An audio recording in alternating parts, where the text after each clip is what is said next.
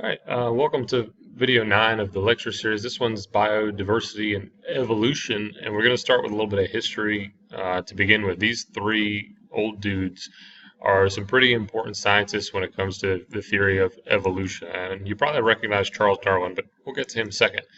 The first one is John Baptiste Lamarck, who was a scientist. He was a zoologist, actually, and he's the first one that kind of realized that species change over time. And so he kind of came up with this idea that these differences in species can be kind of passed down from one to another. And this was very different from the general beliefs at the time, right? At this point in time, everyone kind of followed what the church was saying, in that all of these species were exactly the same since the time of creation. And his was they do change over time, and these changes can be passed on through. Darwin is the really famous one of the trio here, and Charles Darwin was a really observant and kind of just focused on drawing the natural world and making observations. And he had the opportunity to sail around the world and leave England, and he jumped at the opportunity, and it took him to the Galapagos Islands. And it's kind of the famous voyage of the HMS Beagle, where he went to the Galapagos. But what he saw at the Galapagos was pretty unique differences between the species on the island and those on the mainland. And he spent a good bit of time documenting those differences and kind of paying attention to some of the patterns that he saw. About the same time that Darwin was coming up with his theory of evolution, Alfred Wallace, our third guy here, was over in Indonesia coming up with very similar findings with his research. And Alfred Wallace actually contacted Charles Darwin saying, hey, your results are very similar to mine. Maybe we're onto something with this. And that kind of spurred Darwin to kind of jump the gun and produce his work, get it out there, because he was worried that if he didn't do it, somebody else would. And these two actually ended up being really close friends and peers in the science community. There wasn't any kind of mutual dislike or anything like that. They worked very closely together. But both of them kind of contributed to this theory of evolution, where these certain traits helped certain organisms survive and pass on those genes, and that led to different species being formed. So life on the Galapagos, these were three of the species that Darwin kind of observed and noticed some differences in. We've got the marine iguana, the Galapagos tortoise, and the blue-footed booby. And these three organisms exist only on the Galapagos Island. And they're part of what he used to come up with the theory of evolution. So what exactly happened with the Galapagos? This is the island here out off the west coast of Ecuador. And essentially, you've got the land-dwelling iguanas of the South American mainland, and a very different, but still similar in appearance, species of marine iguanas. These iguanas over here are the only ones that can swim and will actually swim underwater and consume algae and plants underwater. The way that he hypothesized this happened was that those iguanas from Ecuador, somehow in floods or on top of bamboo or on fallen logs, some way floated via rafts, essentially, along these ocean currents you see to the Galapagos Islands. And so they could have came down from Panama or even from south of Ecuador and up. South Ecuador would be Peru down here. But some way they got to Ecuador, or they got to the Galapagos, excuse me, and the Galapagos has a very unique set or a very unique ecosystem compared to Ecuador. The resources are very limited here.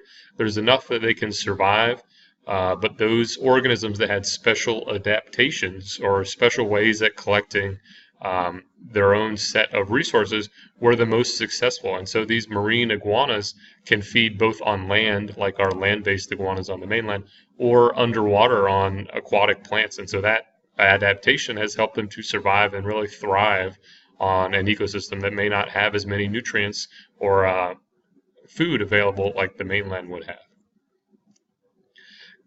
So an adaptation, what is an adaptation, and what other adaptations do we see?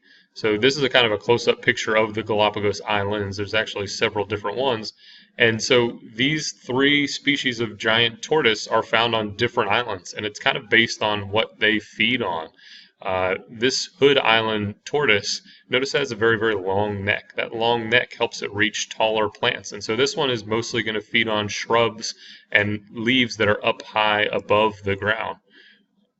While our really short-necked tortoise, this large island here of Isabel in the Galapagos, has a lot of low-lying grasses. And so the shorter neck, it takes less energy to have a short neck, and so he's able to reach the food without expending kind of that unnecessary energy.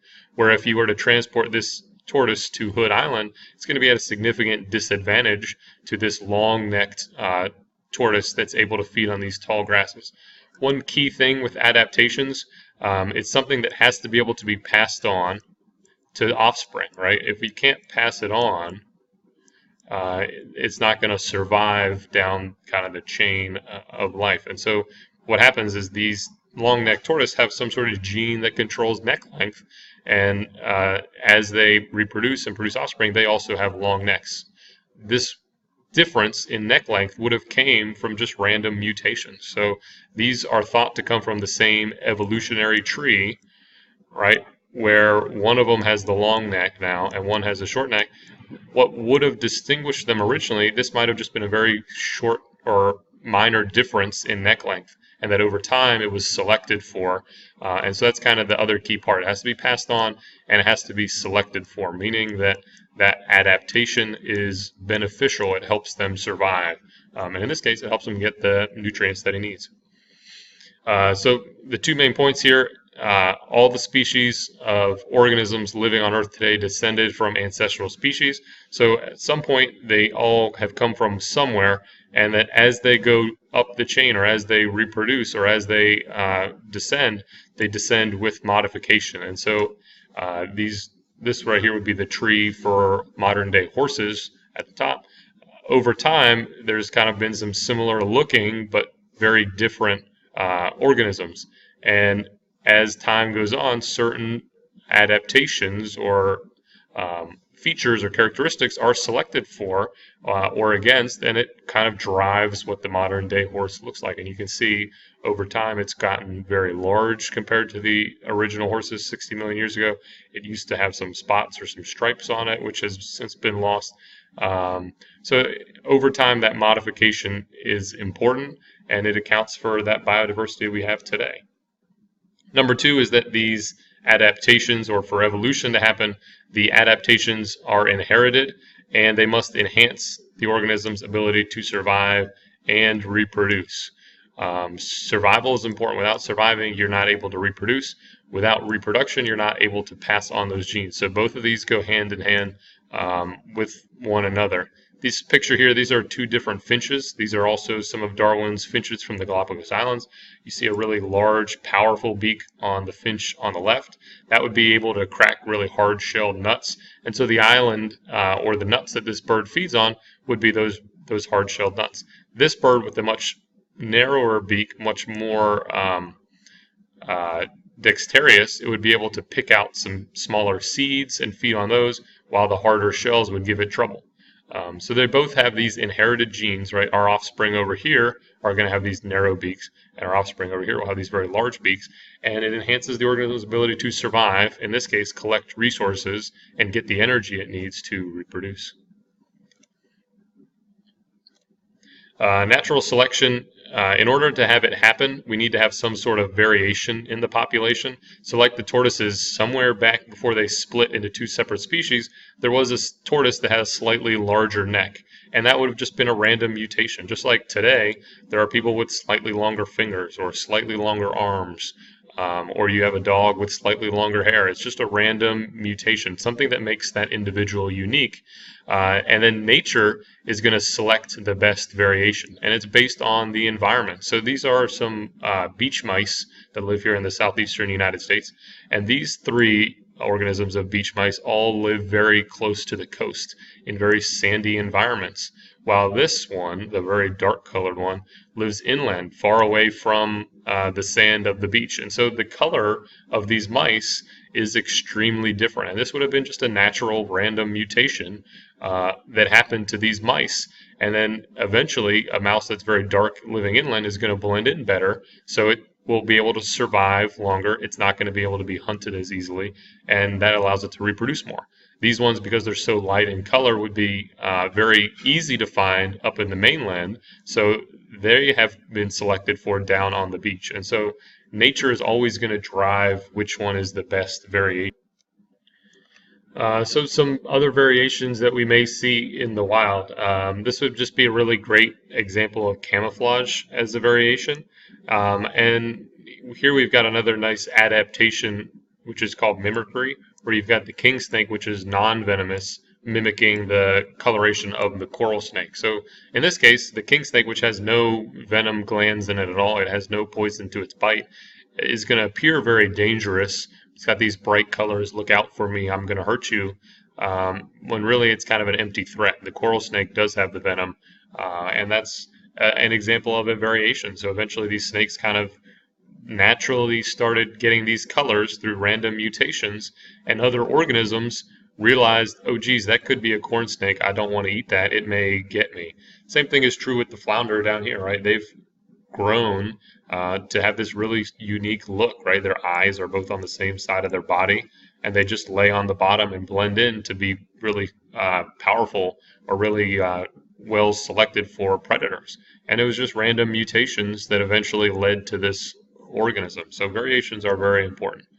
You need to have some sort of change in DNA for the variation, and that could be a very small, minor change, and it could eventually build to a larger one. Eventually, at some point, it's going to produce really wild results. And so one thing that we have evidence to support this evolutionary theory is the fossil record, right? We can look back in time and find fossils that have similar organisms alive today. And this would be a trilobite over here.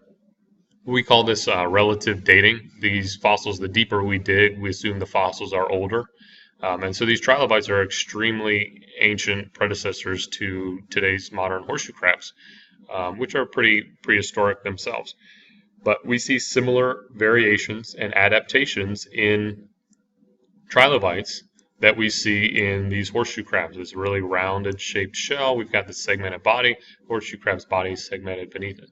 Another good example of this are in these appendages of mammals, right? We see very similar bone structures. There's this single bone at the top in all four of these species.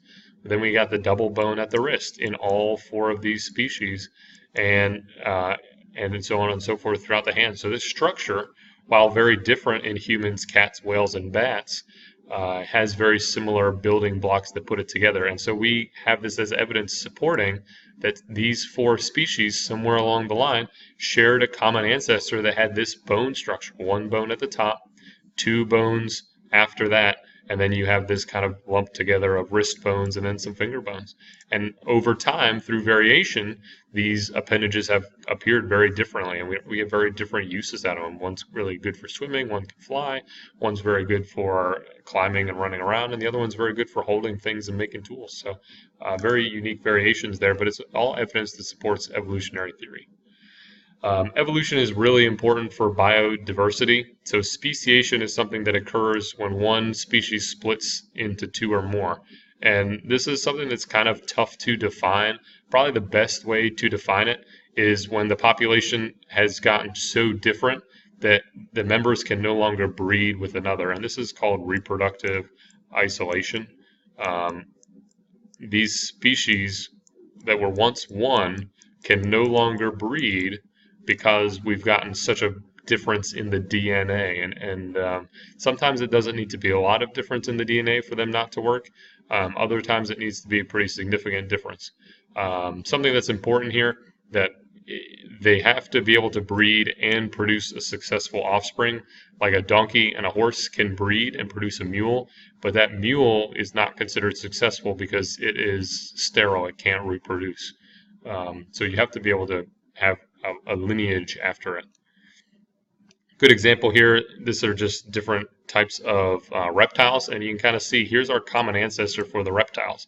And over time, it kind of split into these two different branches, and it keeps going on and on and on until you get today's different types of lizards, and then we've got snakes down here on the bottom.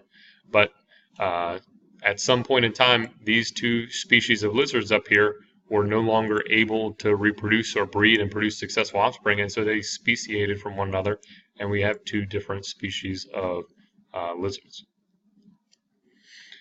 Two different ways. One of them is geographic isolation. So here's our ancestral rabbit, all right, living on this area. For whatever reason, it gets separated by the cliff, and they can no longer intermix and interbreed.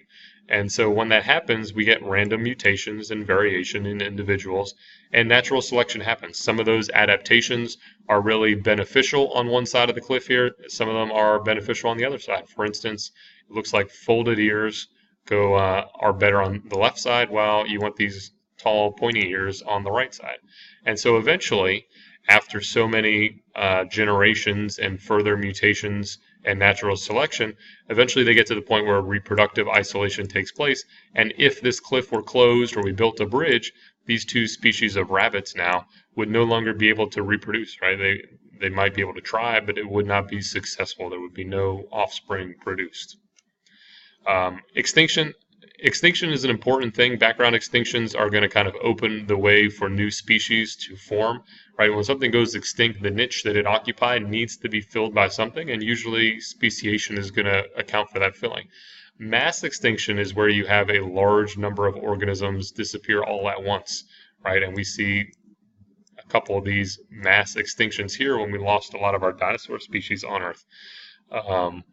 It's kind of thought now that we may be heading towards another mass extinction, but following them, there's always this kind of burst in speciation. And the fact that we still have living species today shows that speciation kind of outpaced extinction over the course of Earth's entire history.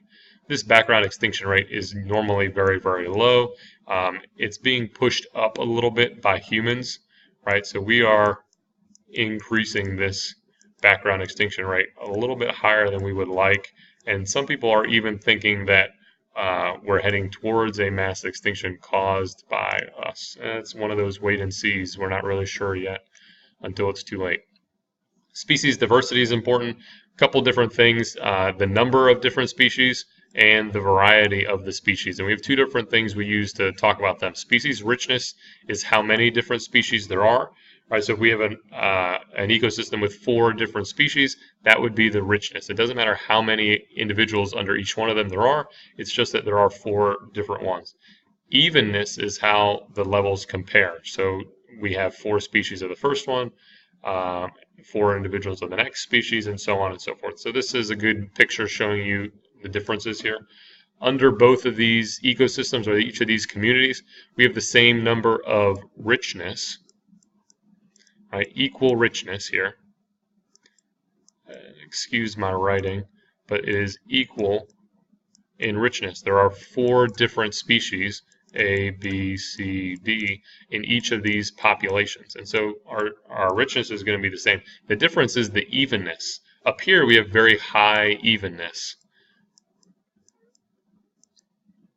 because there's an equal number of all the species. All right, there are 5 of each of them. Down here, we've got very low evenness because one of the species has dominated. And normally you want to have this high richness and high evenness. That is a good indication of a healthy ecosystem. When you start to get one type dominating like this, you become susceptible to collapses, right? Without these trees, if something happened where all the big green trees here, the deciduous trees died, you would end up having a lot of soil erosion and water loss because you'd lose a lot of the root system there. Where up here, if we lost the 5 deciduous trees, there would be all these other ones to kind of fill in and kind of help out, hold the soil in place. Species richness on islands is another important thing. So there's always going to be immigration and extinction happening at an island, and there's going to be some equilibrium where the number of new species getting to the island balances out with the amount of extinction, and that would give the number of actual species, right? Immigration is kind of the species in, the positive. The extinction is kind of the species out, the negative. And so there's kind of a balance. As islands change in size, a bigger island is going to have more resources available, and it's also going to be easier to immigrate to. So we typically find more species on a large island and less species on a small island. The distances from the mainland is also important. An island that is far away is going to have a lower immigration. Right? See, our immigration here is very, very low. And an island that is very close is going to have a higher immigration rate. The extinction here would stay the same because we're talking about the same sized island. And that's pretty much going to do it here for the notes. Again, please bring some sort of proof to class tomorrow. I'm sorry that the video got out a little bit late, but I hope you enjoyed watching it, and bring any questions you may have to class. Thank you for watching.